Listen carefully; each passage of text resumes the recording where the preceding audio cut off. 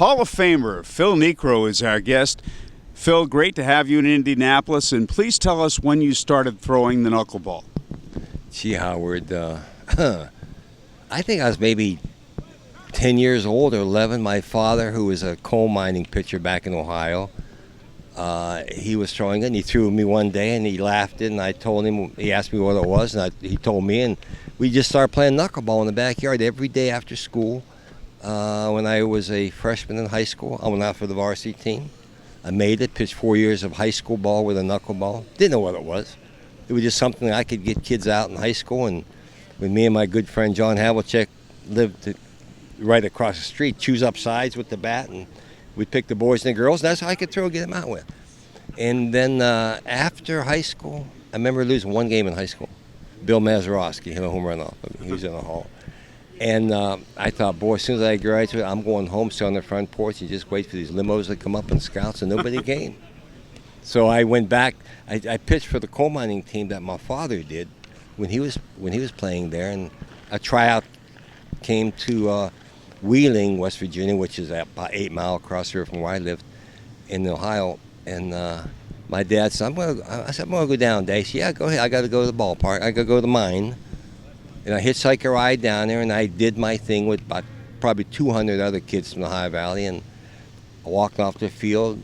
Milwaukee scout Bill Mon says, where do you live? What's your phone number? I told him and got a little excited about that. By the time I got home, my father was just coming back from the coal mine.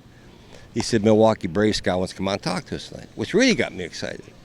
So my mother hurried up and cooked up a nice little Polish dinner, and I think my dad went down and got a bottle of liquor or something. We'll get a couple pops in this guy. Maybe we get a few bucks on him or something. And it was all over. The scout looked at my dad and me and says, Milwaukee Braves are interested in signing your son. He looked at my dad and me and he said, how does $500 sound to you? If I remember right, my dad said, I don't have that kind of money. I work at a coal mine. He said, no, we're going to give your son $5 right now. Wrote me a check for $500, and next spring I was on the train to Waycross, Georgia, and that's where it all started. And then the Braves moved to Atlanta. You get to the big leagues with them, and then Bob Uecker played a role in your career, a very important role. Right. Paul Richards, who was in Baltimore GM, came over to GM the Atlanta Braves. And the catchers, before Paul got there, wouldn't call that knuckleball a man on third, 3-2 count, late in the game, man on first. They thought they'd steal on me.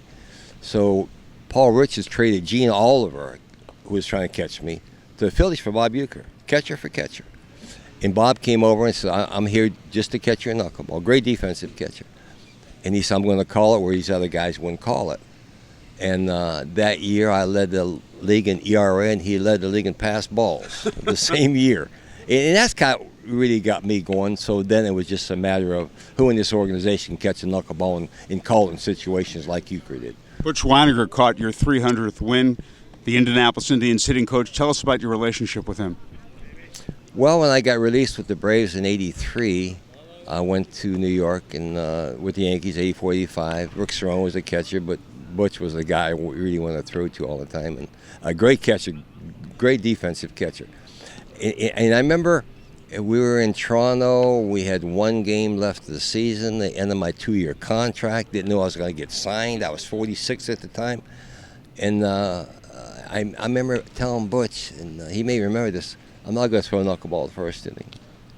Because Torborg used to be our bullpen catcher in the Yankees. I think you could win without the knuckleball. I said, no way, man. You had something to drink. I don't know.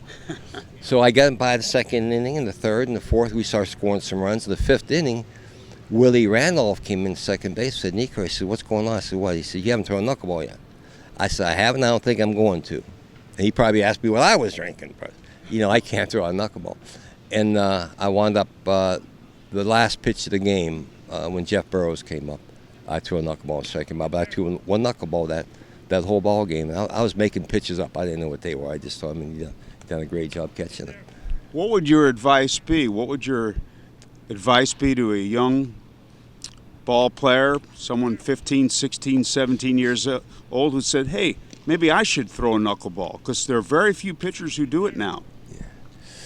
A lot of people think it's easy. It's not that difficult to throw, but the reason you don't see guys throwing it is because They won't let you do it in Little League. They won't let you do it in American Legion. You go to high school and they tell the coach, I want to be a knuckleball. I don't know anything about it. Can't help you, but I'll teach you this. And maybe you go to college and you walk up to the college pitching coach, says, teach me a knuckleball. Say, I don't know anything about that. I can't help you, but I'll teach you this. And maybe get signed with an organization, go to spring training the first day and tell the pitching coordinator of the minor leagues, whatever club, I want to be a knuckleball pitcher. Sorry, we can't help you. We don't have anybody.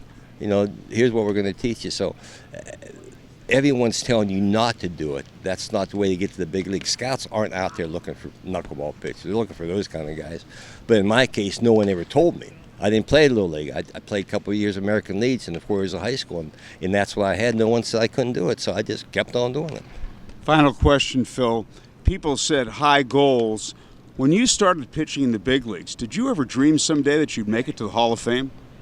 I don't think any Hall of Famer did that. My deal was I like to get to Milwaukee, get my picture taken in Milwaukee uniform, and be sent back to Ohio, and everybody know I'm in the big leagues for at least one day, and then 2 days, and then hope I could stay a week, and then a month, and got sent down a couple of times, and it just realized that I've got to get better with my knuckleball. And I remember Red Murphy in Jacksonville told me one time, Niekro, he says, Double-A manager said, if you get to knuckleball, they'll play, you can pitch in the big leagues.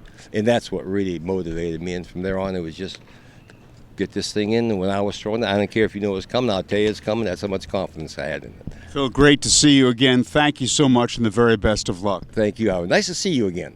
Okay, that's Hall of Famer Phil Niekro.